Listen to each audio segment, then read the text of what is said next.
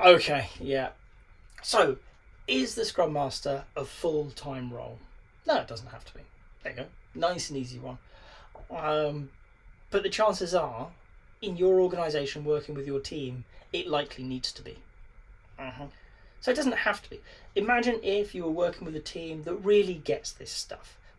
They've understood Scrum, they understand the agile ways of working, they've got a great working practice, a great relationship, they have complete safety and trust in each other. There's not a whole lot to be doing with the team. You're going to be there on the sidelines, cheering them, keeping an eye out, trying to work out how they can be better. Great, but they're a good team.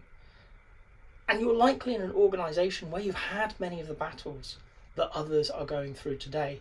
You've talked to HR about policies around incentives, around the needs for it to be about teams rather than individuals. You've talked to leadership. You've got great communities of practice going. You're in a place that most of us will never see. In fact, many people can't even imagine. Do you need a full-time role then? No. So what do you do with the rest of the time? Go find something valuable to do. That might be in a team as a developer. That might be work across multiple teams. That might be, I don't know, go be a chef somewhere. Whatever adds value, go do that. But in my experience, that's vanishingly rare. I have seen it. I have worked with those organisations, but they're definitely not the majority. Instead, you're likely to be in a situation where you've got a team that is learning about Agile, learning about Scrum. They may have a few years under their belt and think they know it all, but there's so much more to learn. And they need to learn that they're always going to be learning. And that's where you are. Okay? And you're likely in an organisation that is, if you're lucky, understanding it needs to change. But it doesn't know how. And it will need somebody to help guide that process. So if you're there, this is very much a full-time role because you're going to be working with that team to understand Scrum, understand Agile, constantly crafting and recrafting with them their process to deliver amazing work. You're going to be watching out for those relationships, helping them foster them and build them to be better as a team. Working on the safety within the team and around the team so they can have open and honest conversations, that they can really talk about what matters without fear of reprisals, even in what is likely at least a slightly political organisation. And on top of that, and that's a lot of work, it's not necessarily a full-time job, but that's a lot of work. You've also got that organisation that is still throwing grenades into the team unknowingly, with good intentions, but they don't understand the damage they're causing.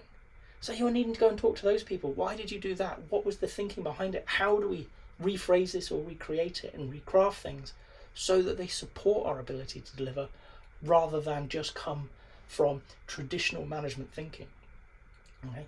How do we work with the HR people, the finance people, the compliance people to help them understand how we can work together better?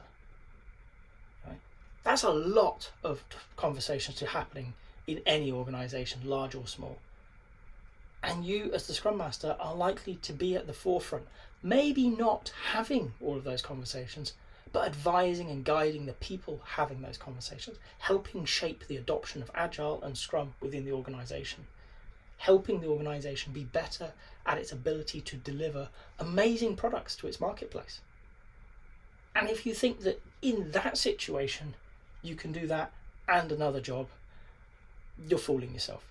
You are either way better than anybody I've ever met, or you don't know how big a task it is, because some of the things we work on can take months, if not years, to come to fruition, and we need to be there shepherding it every week, making sure that people who said they'll do things do them, making sure that conversations that need to happen have happened with the people who need to be involved, and likely chasing things up for them to keep it moving, because we've always got our eye on, is that team able to move as best it can? Is it the most effective it could be? Could it be better? How could it be better? Okay, we're going to be experimenting and trying things out with the team and the organisation. All of this is going on all of the time in 37 and a half, 40 hours a week. It's a full-time role.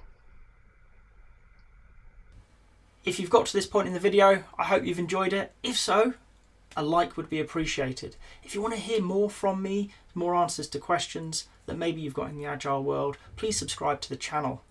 And if you've got a question that you really want answered, drop it in the comments. I promise we'll get around to it. Thank you.